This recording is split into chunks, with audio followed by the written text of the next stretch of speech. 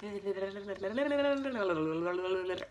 guys, today I'm here to review Where We Go When All We Were Is Gone by Sequoia Nagamatsu. Now this is a very recent release from Black Lawrence Press. It is a collection of short fiction that was published in May 2016. Now I say this is a collection of short fiction and not a collection of short stories because although I guess the main pieces in here most closely resemble short stories, they're not strictly short stories. Some of them are told in for example, this one's told in field logs and letters.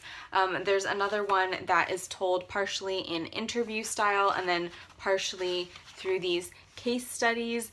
And each of the stories, or of the larger pieces of work in here, are separated from the others by something kind of like this, something that's almost like a little slogan or a flyer that you might see.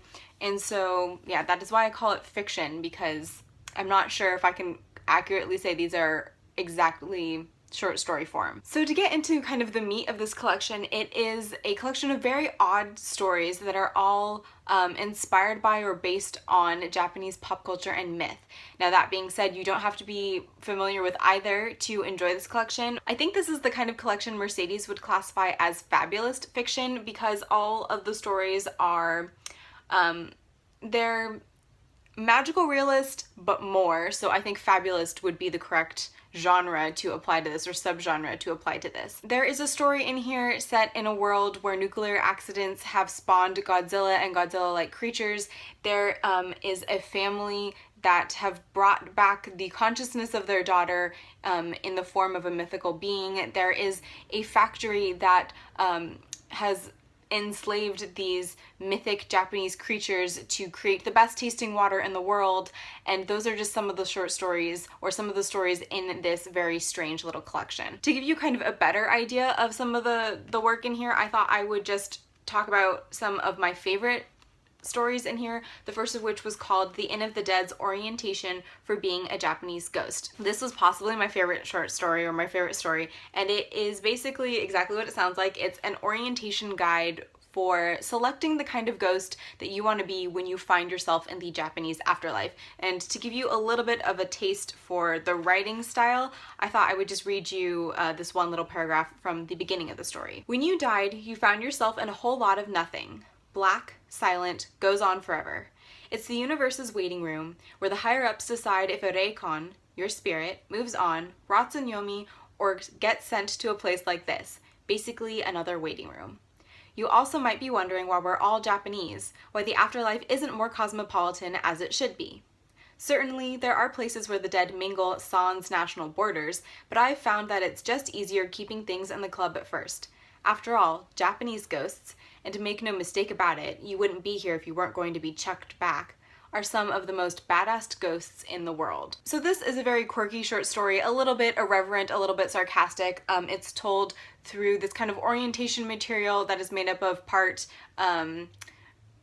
profile on different ghosts or spirits, part interview, and part case study. So it's a very mishmashed story, and I really enjoyed it. My other favorite story, which happens to be right after that orientation story, is called The Passage of Time in the Abyss. And this is about a grandfather who is working on a shipping boat with his two grandsons, and what happens when they encounter this massive storm from which they might not make it out alive. Interspersed with this storm action is the story of a man who once upon a time helped a sea turtle and was taken to its underground kingdom, and I just found that the juxtaposition, to use a big word, of those two storylines were really interesting. I thought it really heightened the tension of the storm storyline, and it just created this really mythical, almost dreamlike quality to the turtle story. And yeah, I just thought it's totally different from the story preceding that in the collection, and Nagamatsu's really amazing at creating these stories that are similarly weird and yet very tonally distinct from each other. I think what impressed me most about this collection was the fact that all of these stories are incredibly odd. They are all fabulous, but the collection doesn't feel overdone. None of these stories are trying to one-up each other, and so at the end, when you've completed the collection, at least I didn't feel like it was trying to be weird or that it was trying too hard. It was weird and it worked really, really well. Ultimately, I ended up giving this collection 4 stars as a whole, and I think my only problem with it, really what ended up knocking it down a star, was kind of some structural decisions.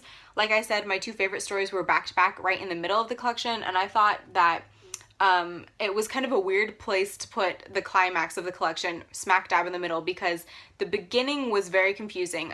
The story that you start off with really dumps you in the deep end narrative style wise, and I found it very hard to get into. And then some of the stories that are placed towards the end of the collection and again towards the beginning are just not as strong as the 2 I mentioned, I think. So I would have maybe structured it differently, ordered them differently, but other than that, I thought this was a fantastic collection, and I'm really looking forward to what else Sequoia Nagamatsu puts out in the future. I feel like I kind of just rambled through that entire video, so hopefully that made sense somewhat, but those are my thoughts on Where We Go When All We Were Is Gone. If you guys have read this by chance, please let me know what you think about it in the comments below. I haven't seen many people talk about this other than Mercedes, so I would be very interested to see if you guys are interested in picking this up, or if you have read it, and if so, what you thought about it. Also, feel free to recommend me more short story collections or more short fiction collections that you think I might like based on what I talked about here. But otherwise, that's all I have for today's video. So thank you guys so much for watching. I hope you guys enjoyed the video and are having a fantastic day, and I will see you next time. Bye!